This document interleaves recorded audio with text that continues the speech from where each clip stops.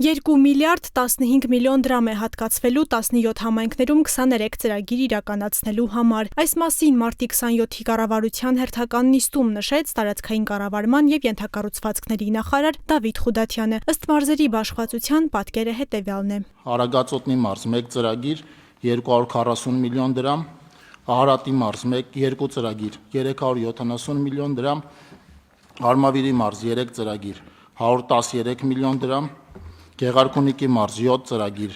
1 միլիարդ 85 միլիոն դրամ, Կոտայքի մարզ 1 ծրագիր 54 միլիոն դրամ, Շիրակի մարզ 4 ծրագիր 156 միլիոն դրամ,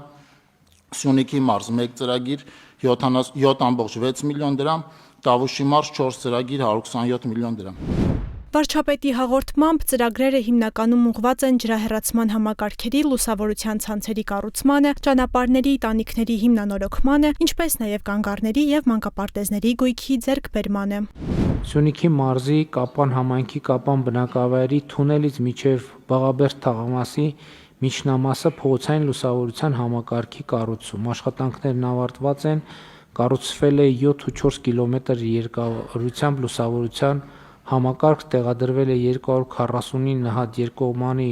լուսատուներով մետաղական հենասյուն։ Սյունիքում այս տարի կավարտվի Գորիսից Վերիշեն և Խոզնավար տանող ճանապարհի 18.3 կիլոմետր հատվածի հիմնանորոգումը, կկատարվեն Լծեն-Տաթև ավտոճանապարհի քարաթափման կանխարգելիչ միջոցառումներ, կմեկնարկեն նաև Կապան-Ծավ ճանապարհի 15-րդ կիլոմետրից դեպի Նռնաձոր տանող 11 կիլոմետր երկարությամբ նոր ավտոճանապարհի կառուցման աշխատանքները։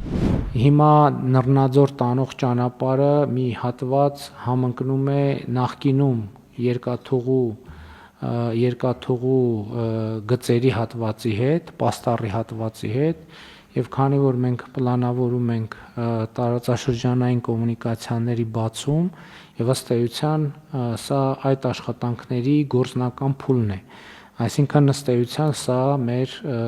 Խաղաղության խաչմերուկ նախագծի իրականացման համար անհրաժեշտ նախապատրաստական աշխատանք է, որը կոնկրետ է։ Նիստի օրակարգային հարցերից էր նաև հանրության շրջանում առողջ ապրելակերպի խրախուսման և երթևեկության այլ ձևերի խթանման նախագիծը։ Կրթության, գիտության, մշակույթի և սպորտի նախարար Ժաննե Անդրեասյանի խոսքով 2021-ից ներդրվել են մասսայական մարզական նոր միջոցառումներ, որոնք նպաստում են տարբեր մարզաձևերում մարդկանց լայն շրջանակների ներգրավվածությանը։ Այս նախագծի նպատակն է ստեղծել աջակցության մեխանիզմ, խրախուսելու ՄԿՈՒ և բուհերի հաստատությունների այն սովորողներին և աշխատակիցներին, որոնք դիտարկում են հեծանիվը իբրև փոխադրամիջոց, ստանալ հնարավորություն մատչելի տարբերակով ձեռք բերել հեծանիվ անհրաժեշտ պարագաներում և այն գործածել առօրյայում։ Եվ սա նաև անհատական մակարդակում աջակցություն հանդիսանալով կարող է խթանել համապատասխան հանրային վարքականոնի ձևավորումը, որը լավ հիմք կդառնա նաև ընդհանուր առմամբ հանրային մշակույթի փոփոխության համար։ Կառավարությունը հավանության արժանացրեց բուսաբուծության աջակցության 2025 թվականի ծրագիրը։ Նախատեսվում է փոխհատուցել մինչև 100 հեկտար մակերեսով հացահատիկային մշակության 1 հեկտարի հաշվով կատարվող հիմնական աշխատանքների ծախսերի 50%-ը։ Փոխհատուցումը կտրամադրվի հետևյալ սահմանաչափերով աշնանացան ցորենի մշակության համար 1 հեկտարի մակերեսով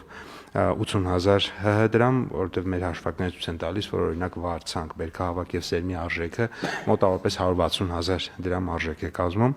Կանանացան հացահատիկի մշակաբույսի մշակության 1 հեկտարի մակերեսի հաշվով 70,000 դրամ, եգիպտացորենի դեպքում 85, հատիկանդեղենի դեպքում 100,000 դրամ, կերային մշակաբույսերի դեպքում 110,000, կերի ճակնդեղը 80,000։ Նախաձեռնությունը կիրականացվի մարզպետարանների և համայնքների աջակցությամբ։ Համայնքներին մոնիթորինգի իրականացման համար նախատեսվում է տրամադրել գումար փոխհատուցվողի 3%-ի չափով։ Ծրագրի իրականացման նախնական արժեքն այս տարի 1.5 միլիարդ դրամ է։